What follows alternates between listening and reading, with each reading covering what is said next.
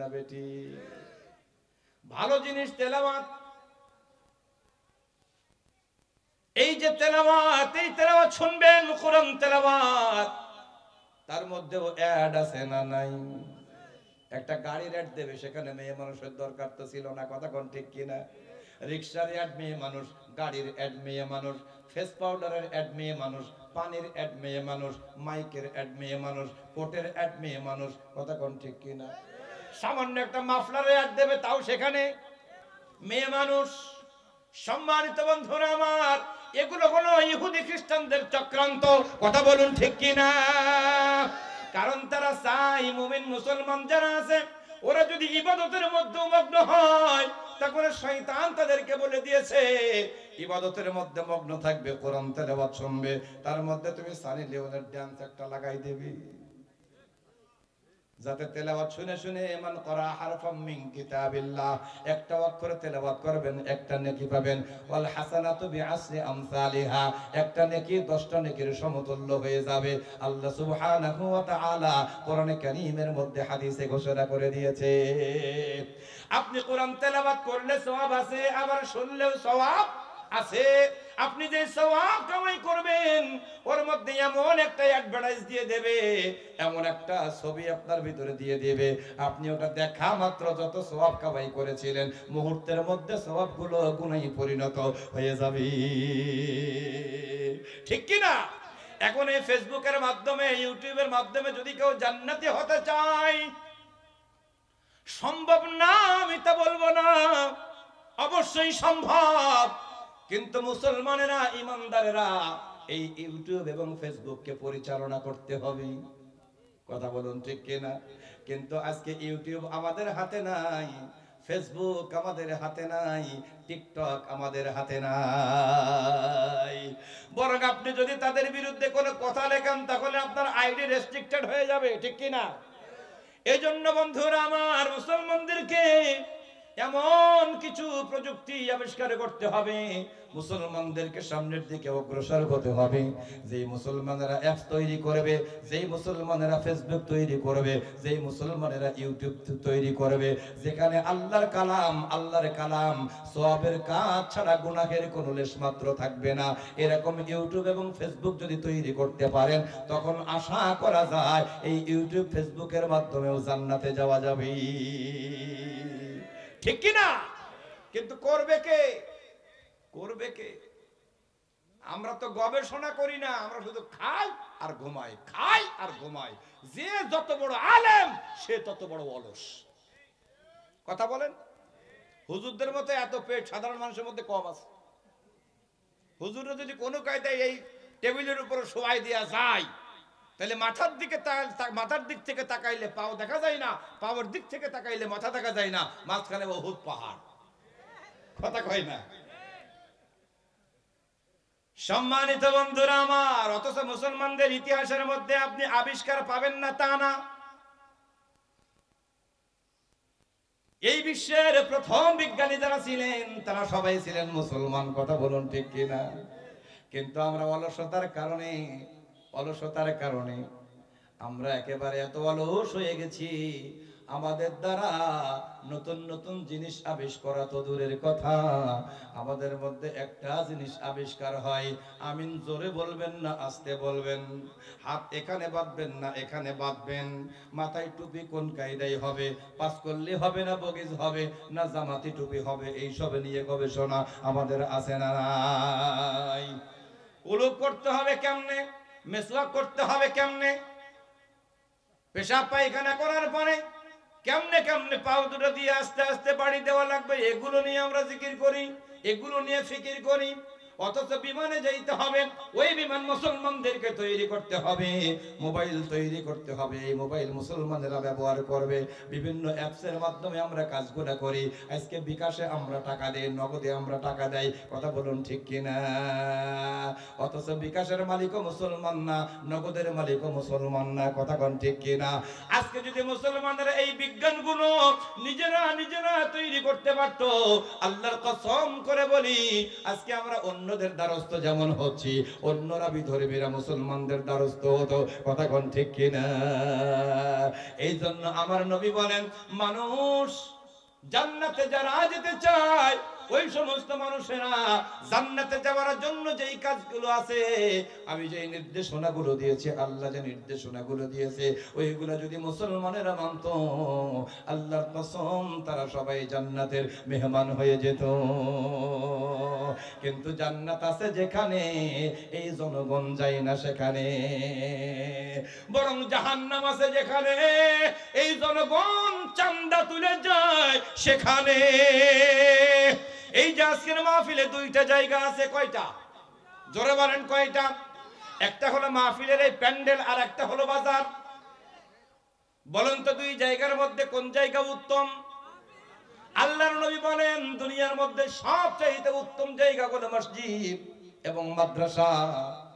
এখন এটা মাদ্রাসাও না মসজিদও না, কিন্তু মাদ্রাসা মসজিদের পরে আসমানের নিচে জমিনের উপরে সবচেয়ে দামি জায়গা যদি কোনোটা থাকে আজকে, তাহলে অবশ্যই অবশ্যই আজকের কোরআনের মাহফিলের প্যান্ডেল।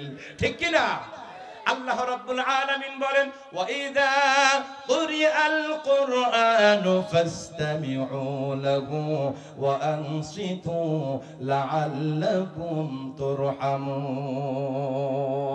ও দুনিয়ার মানুষেরা রে, যখনই তোমাদের সামনে আমি আল্লাহর কোরআন থেকে তেলাওয়াত করা হবে, যখন কোরআন পাঠ করা হবে, পড়া হবে, যদি তোমাদের কানের মধ্যে আওয়াজ পৌঁছায় যায়, তোমাদের সামনে এই ধরনের পরিবেশ তৈরি হয়ে যায়, ও দুনিয়ার মানুষ, আমি আল্লাহ বলে দিলাম তখন তোমাদের জন্য দুইটা কাজ ওয়াজিব হয়ে যায়।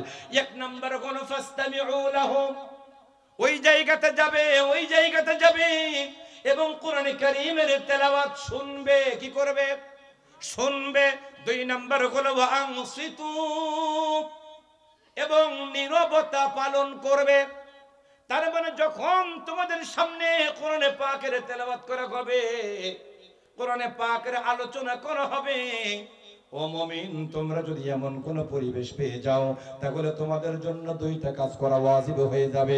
এক নাম্বার হলো ওই কোরআন তেলাওয়াত শোনা, ওই আলোচনা শোনা, আর দুই নাম্বার হলো কোনো কথাবার্তা না বলে নীরবতা পালন করে চুপ করে থাকা। যদি এই দুইটা কাজ কেউ করতে পারে, আল্লাহ রাব্বুল আলামিন বলেন লাআল্লাকুম তুরহামুন। লাআল্লাহ শব্দটা সম্ভাবনা অর্থে ব্যবহার করা হয়। আরবি ব্যাকরণের মধ্যে নাও সরফের ভাষায় লাআল্লাহ শব্দটা সম্ভাবনা অর্থে ব্যবহার করা হয়, কিন্তু বক্তা যখন আল্লাহ হয় তখন আল্লাহর কোনো কথা আর সম্ভাবনার অর্থ দেয় না, বরং তখন অর্থ হয়ে যায় অবশ্যই অবশ্যই তোমাদের উপরে আল্লাহ পাকের পক্ষ থেকে রহমত নাজিল হবে। সুবহানাল্লাহ। এই যে মাহফিল উপলক্ষে আজকে বাজারের মধ্যে লোকজন এসেছে, কথা বলুন ঠিক কি না? একই জায়গায় দুই রকম পরিবেশ। উদ্দেশ্য ছিল ভালো, কিন্তু ভালো উদ্দেশ্যটা নষ্ট হয়ে গেছে বাজারের কারণে। এখন আপনি হয়তো বলতে পারেন, হুজুর মানুষগুলো একটু আনন্দ বিনোদন তো চাই, একটু চা সিগারেট না খাইলে কেমনে হয়? ঠিক কিনা? না রে বান্দা না, দুইটা জায়গা আমার আল্লাহ দেখাই দিয়েছে। একটা হলো দুনিয়ার মধ্যে সবচেয়ে নিকৃষ্ট জায়গা বাজার, আর দুই নম্বর হলো সবচেয়ে উৎকৃষ্ট জায়গা আমার আল্লাহর কোরআনের মাহফিল। আল্লাহ রাব্বুল আলামিন বলেন, আজকের এই ব্যাপারেও যদি বলি তাহলেও ভুল হবে না, ওয়া আলাল্লাহি কাসদুস সাবিলি ওয়া মিনহা জাইর। আল্লাহ বলেন তোমাদের জীবন যাপন করার জন্য বান্দা দুইটা রাস্তা আমি দেখিয়ে দিয়েছি। একটা হলো আমি আল্লাহর সোজা পথ, আর একটা হলো শয়তানের বাঁকা পথ। ইন্না কাদাইনাকুস সাবিলা ইম্মা শাকিরা ওয়া ইম্মা কাফুরা। তুমি যদি ইচ্ছা করো তুমি জান্নাতের বাগানে যাইতে পারো, তোমাকে কেউ বাধা দেবে না। আবার তুমি যদি ইচ্ছা করো বান্দা ওই বাজার নিকৃষ্ট জায়গা, জাহান্নামের জায়গা, ওই বাজারে তুমি যাইতে পারো, তোমাকে কেউ বাধা দেবে না। ঠিক কি না? সিদ্ধান্ত হলো তোমার, সুযোগ দিয়েছে তোমার। আমি তোমাকে ঠেকাবো না। আমি যদি চাইতাম এই দুনিয়ার প্রত্যেকটা মানুষ নামাজি হবে, অবশ্যই তারা নামাজি হতো। কথা বল ঠিক কিনা? আচ্ছা, আল্লাহ যদি এমন সিস্টেম করে দিত যে নামাজ, ফজরের নামাজ যারা পড়বে না ওর বিছানার থেকে আর উঠানো যাবে না, একেবারে ফাইনালিতে সে এটে যাবে, একদম 60 হয়ে থাকবে, বলেন তো কেউ নামাজ ছাড়া বাড়িতে বসে থাকতো? কথা বলেন, থাকতো? হিন্দু, বৌদ্ধ, খ্রিস্টান কেউ না। আচ্ছা, আল্লাহ কি ইচ্ছা করলে প্যারালাইজড করে বিছানার সাথে লাগাই দিতে পারে নাকি পারে না? জোরে বলেন, পারে কিনা? তা আল্লাহ করে না কেন? আল্লাহ বলে অত ঠেকা আমার নাই। আল্লাযী খালাকাল মাউতা ওয়াল হায়াতা লিয়াবলুয়াকুম আইয়ুকুম আহসানু আমালা। আমি তোমার জীবন সৃষ্টি করেছি, মৃত্যু সৃষ্টি করেছি। কেন সৃষ্টি করেছি বান্দা? মাঝখানে তোমাকে সময় দিয়েছি, খেলতামাশা করার জন্য সময় দিয়েছি। তুমি যদি ইচ্ছা করো এই জীবন আর মৃত্যুর মাঝখানে আমি আল্লাহর ওলি হয়ে যেতে পারো, তোমাকে কেউ বাধা দেবে না। আবার তুমি যদি মনে করো শয়তানকে রিটায়ারমেন্টে দিয়ে তুমি শয়তান হবে, তোমাকে কেউ বাধা দেবে? জোরে বলেন, কেউ বাধা দেবে না। সুতরাং আল্লাহ বলে এখানে ফাইনাল খেলার মতো আমি কোনো কাজ করব না। ফাইনাল খেলার সময় আমি আল্লাহর হাতে আছে না নাই? এজন্য বলে তোমার জীবন সৃষ্টি করেছি আমি আল্লাহ, তোমার মৃত্যু সৃষ্টি করেছি আমি আল্লাহ। আমি আল্লাহ জীবন আর মৃত্যু এবং এর মাঝখানে এই সময়টা তোমাদেরকে কেন দিয়েছি? তোমাদেরকে ইচ্ছা শক্তি আমি আল্লাহ কেন দিয়েছি? কারণ আমি শুধু দেখতে চাই কে ভালো আমল করে আর কে খারাপ আমল করে। কারণ কিয়ামতের ময়দানে আমি বিচারক হব, আমার সামনে বিচার কার্য সম্পাদন করা হবে। ফামাইয়া আমাল মিসকালা যাররাতিন খায়রান ইয়ারা, কেউ যদি যাররা পরিমাণ ভালো কাজ করে আমি আল্লাহ যাররা পরিমাণ হলেও তার পুরস্কার দিয়ে দেব। ওয়া মাইয়া আমাল মিসকালা যাররাতিন শাররান ইয়ারা, আর কেউ যদি যাররা পরিমাণ খারাপ কাজ করে, গুনাহের কাজ করে, অবশ্যই অবশ্যই অবশ্যই সেও তার ফল পাবে। সুতরাং বন্ধুরা আমার, আমরা সবাই জান্নাতে যেতে চাই, কিন্তু জান্নাতে যাবার আমল কিন্তু আমরা করি না। কথা বলুন ঠিক কিনা? এখন জান্নাত আর জাহান্নাম নিজের আমলের কারণে তৈরি হয়ে যাবে। যদি ভালো আমল করেন তাহলে জান্নাত, আর খারাপ আমল করলে জাহান্নাম। এখন যেহেতু কেউ জাহান্নামে যেতে চায় না, হিন্দু, মুসলমান, বৌদ্ধ, খ্রিস্টান কেউ জাহান্নামে যেতে চায় না, সকলেই জান্নাতের মেহমান হতে চায়। কিন্তু আমার নবী বলেন, ও আমার দুনিয়ার মানুষেরা রে, ও আমার উম্মতেরা রে, জাহান্নামের মতো এত নিকৃষ্ট জায়গা আমি কখনো দেখি নাই।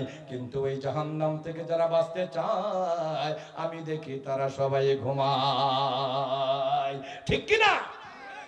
তাহলে আল্লাহর নবীর কথা অনুযায়ী বুঝলাম জাহান্নাম থেকে বাঁচতে হলে ঘুমানো যাবে না, কাজ করতে হবে। কাজ করতে হবে সকাল থেকে রাত, রাত থেকে সকাল অবধি কাজ করতে হবে। কথা বলুন ঠিক কিনা? আপনি যদি কাজগুলো না করেন তাহলে আম গাছ লাগায়া কাঁঠালের আশা করা যেমন বোকামি, জান্নাতে যাবেন অথচ আমল করবেন জাহান্নামী, জাহান্নামের আমল করে জান্নাতে যাওয়ার আশা রাখাটাও হলো তেমন বোকামি। কথা বলুন ঠিক কিনা? এখন জাহান্নামে মানুষ কেন যাবে? জাহান্নামে মানুষ কেন যাবে, এটা হলো আমার আজকের আলোচ্য বিষয়। আর আপনারা জানেন যে আসলে 1 ঘন্টায় আমার আলোচনা হয় না, কারণ আমি সব জায়গায় শেষে কথা বলি।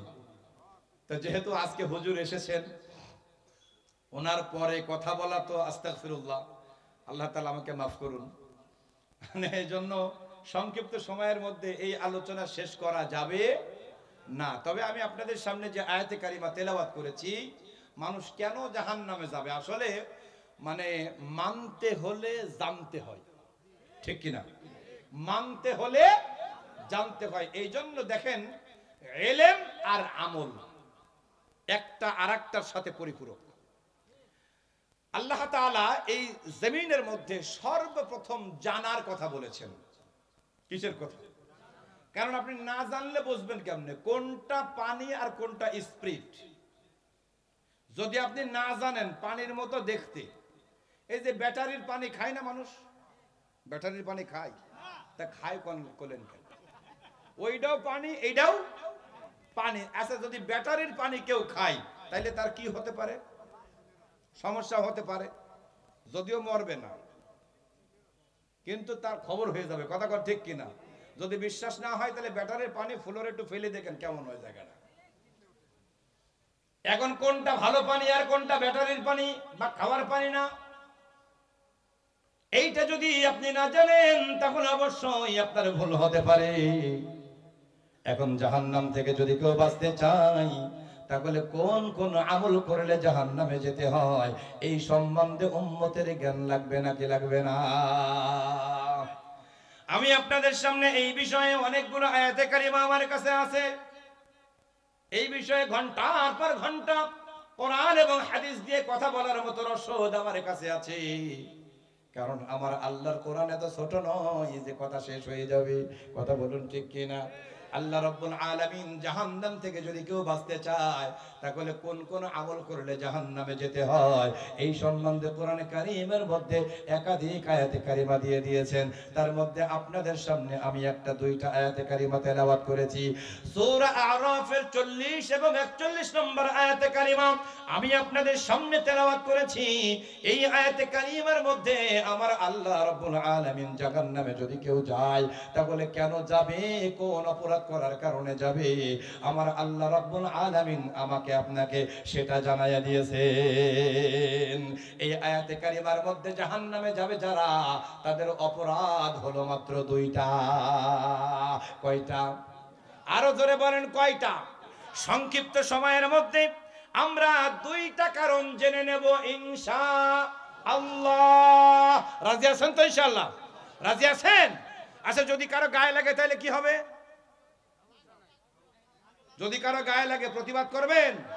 প্রতিবাদ করার চিন্তাও করবেন না, কারণ এখন স্বৈরাচারের যুগ আর নাই। যদি কোরআনের কথা বলতে কেউ বাধা দেয়, আল্লাহর কসম ওর মাথা থাকবে না। ও হাত দিয়ে বাধা দিলে হাত ভেঙে দেওয়া হবে। ও যদি কণ্ঠ দিয়ে বাধা দেয় ওর কণ্ঠ চেপে ধরা হবে। ঠিক কিনা? কারণ স্বৈরাচারদের 17 বছরের অত্যাচার সহ্য করেছি আমরা। এটা কোনো রামপন্থী বামপন্থীর জমিন না যেখানে তোমরা যা মনে চাই তাই করবা। এটা হলো আলেম ওলামার জমিন। কথা বলুন ঠিক কিনা? এটা হলো পীর মাশায়েখের জমিন, এটা হলো শহীদ গাজীর জমিন। এই জমিনের মধ্যে আল্লাহর কোরআন পড়বে, আল্লাহর কোরআনের কথা বলবে, এটাই স্বাভাবিক। সুতরাং কারো বিরুদ্ধে গেলে আমার কিচ্ছু করা থাকবে না। অপরাধ কয়টা? জোরে বলেন। তাহলে আমরা করবো তো ইনশাআল্লাহ নাকি? খবরদার। আল্লাহ রাব্বুল আলামিন বলেন যে এই দুইটা অপরাধের কথা, সেটা হলো এক নম্বরে ইন্নাল্লাযীনা কাযযাবু বিআয়াতিনা। আল্লাহ বলে নিশ্চয়ই যারা আমার আয়াত সমূহকে মিথ্যা মনে করে। কি মনে করে? আয়াত সমূহ মানে হলো কোরআনকে। যারা আমার কোরআনকে মিথ্যা মনে করে, আপনারা বলেন এই জমিনে যে কোরআন নাজিল হয়েছে আল্লাহর পক্ষ থেকে, এই কোরআন কি সত্য নাকি মিথ্যা? আরো জোরে বলেন সত্য না মিথ্যা? এটা যে সত্য তার মধ্যে কোনো সন্দেহ কি আছে? আপনি কেন বলবেন? আমার আল্লাহ বলেন যালিকাল কিতাবু লা